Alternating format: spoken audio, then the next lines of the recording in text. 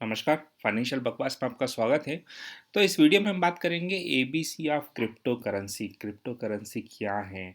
तो इसको हम जानेंगे, समझेंगे इस वीडियो में। तो क्रिप्टो करेंसी क्या है? यह एक वर्चुअल करेंसी है और हर क्रिप्टो कर कॉइन का एक यूनिक नंबर होता है, जैसे कि नोट पर एक सीरियल नंबर होता है। ट्रांजैक्शन इलेक्ट्रॉनिक लेजर से वेरीफाई होते हैं, जैसे कि ब्लॉकचेन कहते हैं। तो क्रिप्टो करेंसी कैसे बनाई जाती है और स्टोर कैसे की जाती है? तो कॉइन को एक बहुत ही कॉम्प्लेक्स मैथमेटिकल पजल्स को सॉल्व करके बनाया जाता है और ये प्रोसेस जो है कंप्यूटर पर एक कॉम्प्लेक्स प्रोग्राम द्वारा की जाती है, जिसे कि माइनिंग कहा जाता है। और माइनिंग करने के लिए इन कंप्यूटरों का हार्डवेयर बहुत ही उन्नत होना चाहिए, बहुत ही एडवांस होना चाहिए, जो कि आधुनिक ग्राफिकल प्रोसेसिंग यूनिट यानी कि जीपीयू से करते हैं।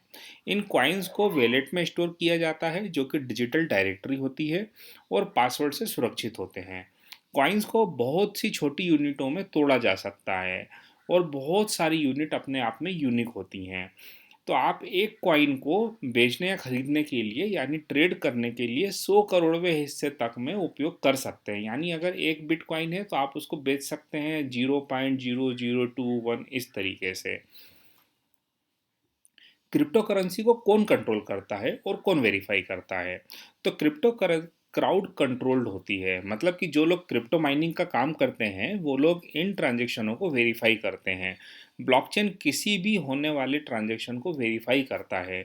जब ब्लॉकचेन को अधिकतम लोग देखकर सहमत होते हैं कि कॉइन संख्या जो भी है को वेलेट ए से वेलेट बी में ट्रांसफ़र किया जा सकता है, तब ट्रांजैक्शन क्लियर होता है और ब्लॉकचेन में एक नई एंट्री बनती है। तो अगला प्रश्न होता है, बाजार में कितनी क्रिप्टो करेंसी हैं? तो S N P crypto index जो कि अभी लॉन्च होने वाला है, वे लगभग 500 क्रिप्टो करेंसी ट्रैक करेंगे, जबकि करेंसी हजारों की संख्या में उपलब्ध हैं। मेन क्रिप्टो जो मार्केट में आजकल नाम है जिनका चल रही हैं वो है बिटकॉइन, जिसकी आज $1 ट्रिलियन की मार्केट वैल्यू है, और इथेरियम जिसकी लगभग $10 बिलियन मार्केट वैल्यू है। तो हाँ, अगला प्रश्न है कि क्या क्रिप्टो करेंसी अपनी कीमत के लिए किसी से लिंक होती हैं? जैसे कि रुपया जो है वो सोने से लिंक होता है, आप उतना ही रुपया छाप सकते हो जितना आप सोना रिजर्व बैंक में रख सकें। तो जी नहीं, क्रिप्टो करेंसी किसी भी एसेट से लिंक नहीं होती है। कुछ स्टेबल क्वाइन है जो कि अमेरिकन डॉलर एसेट से लिंक होती हैं या फिर कई अन्य करेंसी से लिंक होती हैं। तो फेसबुक एक क्रिप्टो करेंसी कंसोर्टियम बना रहा है जिसमें आने वाली कई नई करेंसी, डाइम एक नई करेंसी है डाइम, जो कई अन्य करेंसियों के साथ लिंक होगी। और चीन अपनी खुद की क्रिप्टो करेंसी ला रहा है जो कि चीन सेंट्रल बैंक के कंट्रोल में रहेगी, और चीन के सेंट्रल बैंक का नाम है the people's bank of China. तो क्या क्रिप्टो करेंसी को कानूनन तरीके से ट्रेड कर सकते हैं? लोगों की इच्छा होती है कि भाई वो $100 वाला जो बिटकॉइन था वो आज 50,000 $60,000 हो गया है, तो क्या हम भी ऐसा कुछ कर सकते हैं? तो जी हाँ, क्रिप्टो करेंसी के लिए बहुत से ट्रेडिंग प्लेटफॉर्म उपलब्ध हैं जहाँ बहुत सी क्रिप्टो करेंसी की ट्रेडिंग होती हैं। वो 35-40 करोड़ रुपए के ट्रांजेक्शन लगभग रोज ही होते हैं। ये केवल मैं भारत की बात बता रहा हूँ। तो क्या क्रिप्टो करेंसी से ट्रांजैक्शन भी कर सकते हैं? तो जी हाँ, क्रिप्टो करेंसी से आप ट्रांजैक्शन भी कर सकते हैं, बस अभी ये उतना कॉमन नहीं है, परंतु यह रेमिटेंसेस के तौर पर बहुत ज़्यादा उपयोग होता है। क्रिप्टो करेंसी बेचने या खरीदने पर ब्रोकरेज बहुत कम होता है।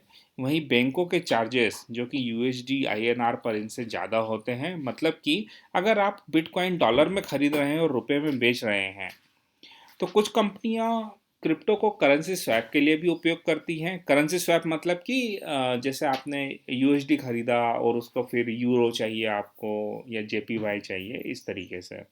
तो टेस्ला से अगर आपको कार खरीदनी है तो वहाँ आप बिटकॉइन में भुगतान कर सकते हैं।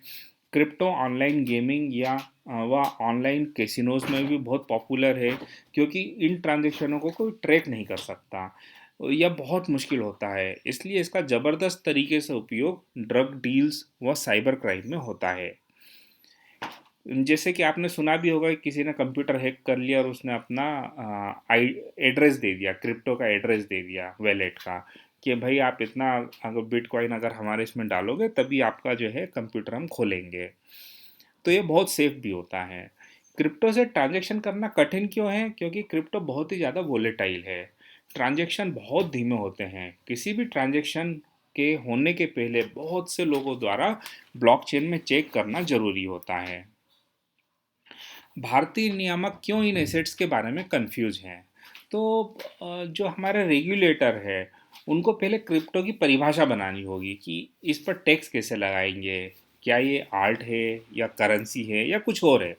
बहुत से देशों ने जैसे कि जापान, कोरिया, ऑस्ट्रेलिया आदि ने क्रिप्टो करेंसी पर टैक्सेशन पर अपनी बात साफ कर दी है, लेकिन भारत ने अभी तक साफ नहीं की है। तो भारतीय रेगुलेटर्स की चिंता ये है कि हर वर्ष लगभग 80 बिलियन डॉलर का रेमिटेंस जो होता है, और क्रिप्टो करेंसी लीगल करने के बाद सीधा असर रेमिटेंस पर पड़ेगा, क्योंकि इससे पता नहीं चलेगा कि टेररिस्ट में कितनी मनी जा रही है, कितना काला पैसा बाहर जा रहा है। तो वो सब पता लगाना बहुत मुश्किल होगा, और साथ ही उनका जो चार्जेस हैं, जो इनकम है वो कम हो जाएगी। और साथ ही वो नाखुश भी हैं क्योंकि क्रिप्टो करेंसी के ट्रांजैक्शन को ट्रेस नहीं किया जा सकता है। कार्बन फुटप्रिंट के लिए क्यों चिंता है? तो माइनिंग के लिए जब आप ब्लॉकचेन को दो एक या दो ट्रांजैक्शनों को या कई ट्रांजैक्शनों को वेरीफाई करते हैं तो उसे कहा जाता है माइनिंग। तो माइनिंग के लिए बहुत ज़्यादा शक्तिशाली कंप्यूटर चाहिए होते हैं, जिसमें विशेष चिप्स और जीपीयू होते हैं, और जीपीयू जो होते हैं बहुत बिजली खाते हैं। तो विश्व भर में आज क्रिप्टो माइनिंग के लिए जितनी बिजली की खपत हो रही है, उतनी की जितनी कि बेल्जियम जैसे देश की बिजली की आपूर्ति अ, हो सकती है।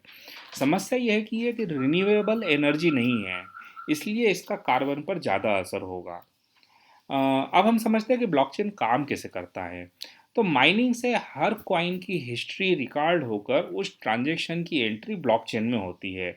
बस ये समझ लीजिए कि ये एक कांच का लॉकर है, जिसमें अलग अलग सीरियल नंबर के नोट रखे हैं, और ये लॉकर उन्हीं लोगों के द्वारा ऑपरेट किया जा सकता है जिनके पास पासवर्ड हैं, पर उन्हें हर कोई देख सकता है।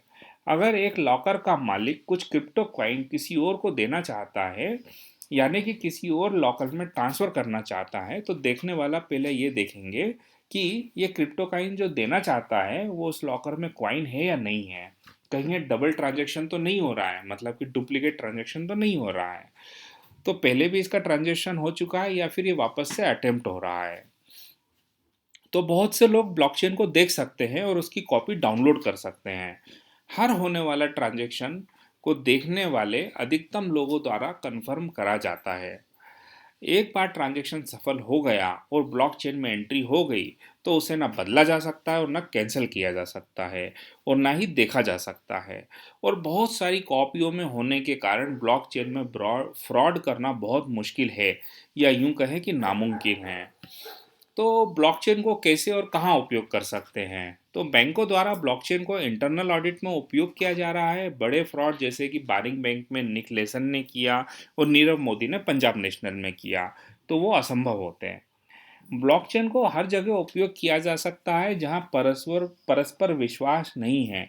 तो एक उदाहरण बताता हूं मैं, कि जैसे कि अगर सरकार ने किसी कार्य के लिए ठेकेदार को नियुक्त किया और उस पैसे को किसी एक एस्क्रो अकाउंट में डाल दिया, फिर उस लोकेलिटी के 100 लोगों को ब्लॉकचेन में डाल दिया।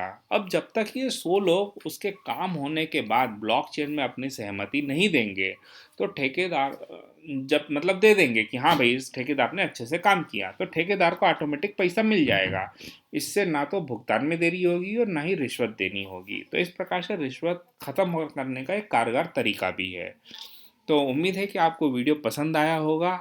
आप हमारे वीडियो को शेयर करें, लाइक करें, और कुछ अगर प्रश्न है तो आप कमेंट करके पूछ सकते हैं। अब हम नियमित होने की कोशिश करेंगे। धन्यवाद।